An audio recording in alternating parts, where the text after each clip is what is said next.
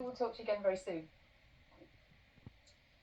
Now, more than 3 million homes have had cavity wall insulated fitted under various schemes set up by the government. The work was paid for by the energy companies, and too often, apparently, the quality of that work has been poor. BBC can reveal that in hundreds of thousands of homes, the insulation could have failed because it simply wasn't fitted to the required standard. Faulty insulation can also lead to damp, mould and related health problems, as our correspondent Zoe Conway reports.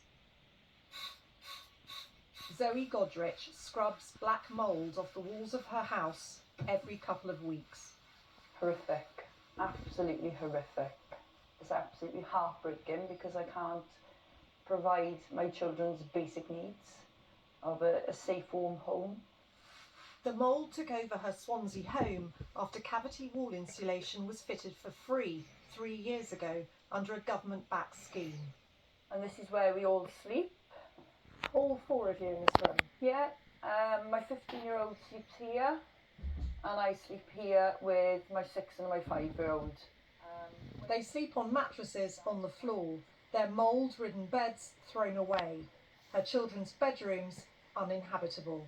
My children's health has been severely affected. So my daughter, who's got asthma, she takes the steroid pump.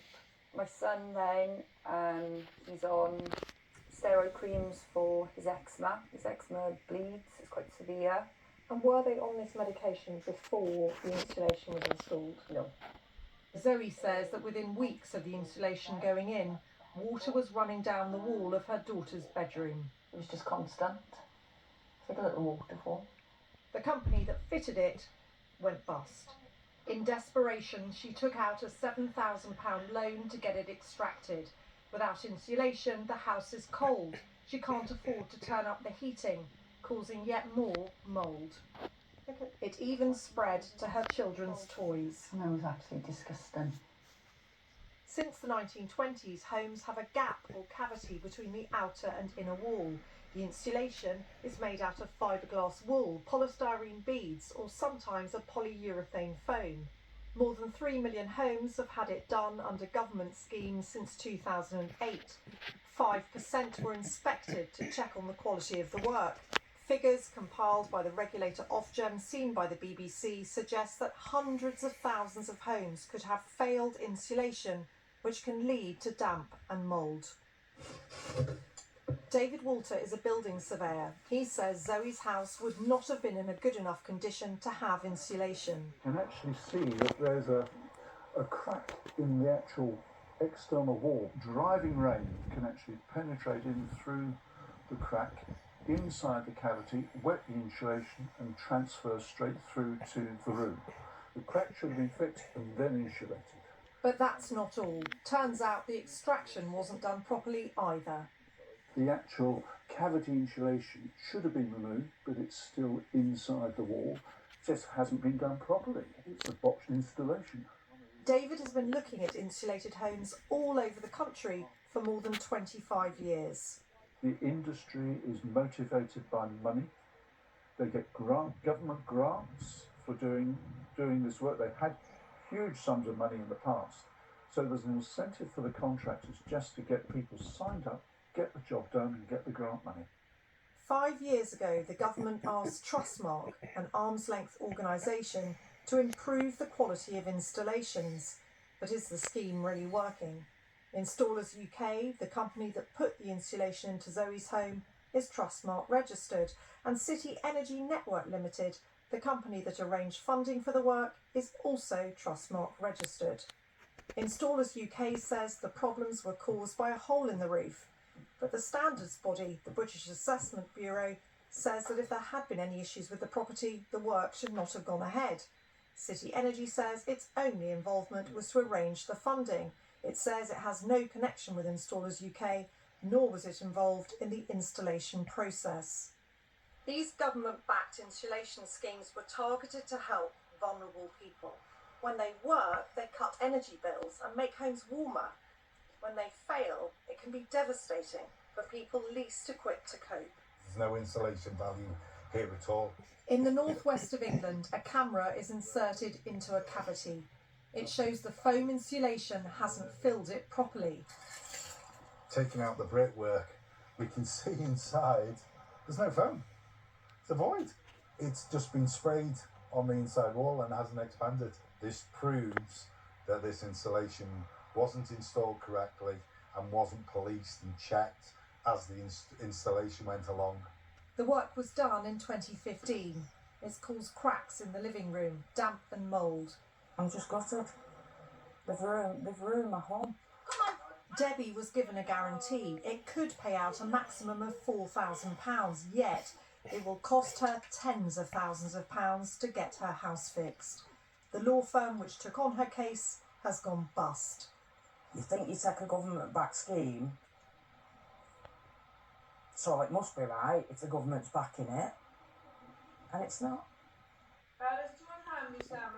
What Zoe and her children want most of all is for their house to feel like a home once more. The life has just been knocked out of me.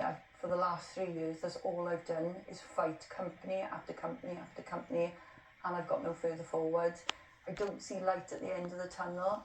City Energy says it has recognised and sympathised with the position in which Ms Godrich finds herself, and although it has no obligation to do so, it has sought to resolve matters directly with her in an effort to assist.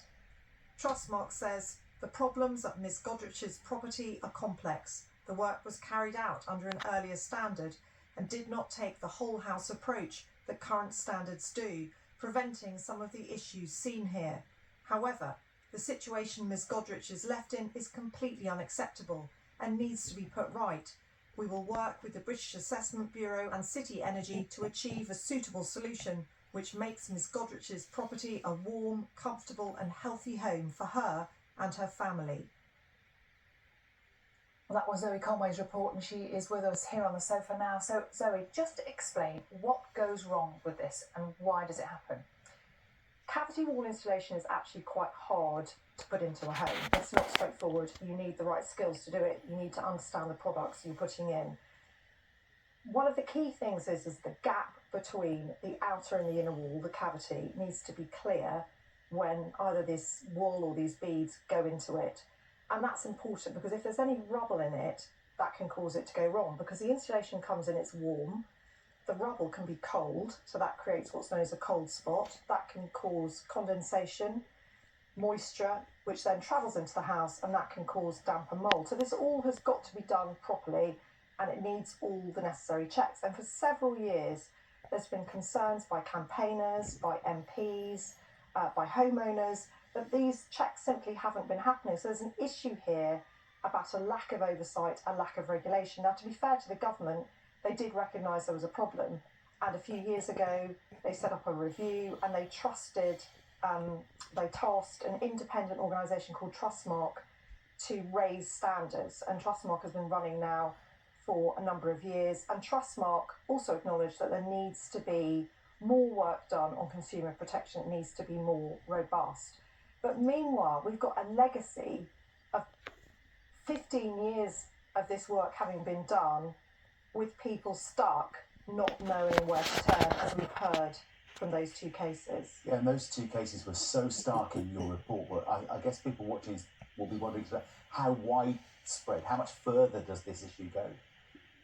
The truth is we simply don't know. We've got a snapshot here based on these Ofgem figures. Now, to be clear, some of this is about companies not doing the paperwork properly.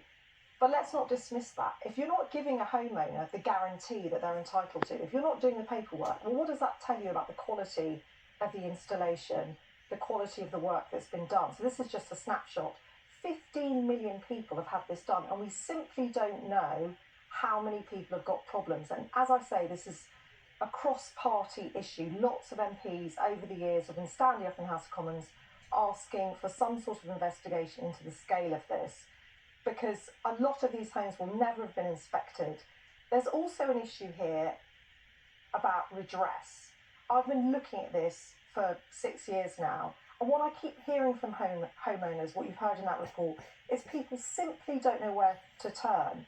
One of the issues is that people get given a guarantee for the work.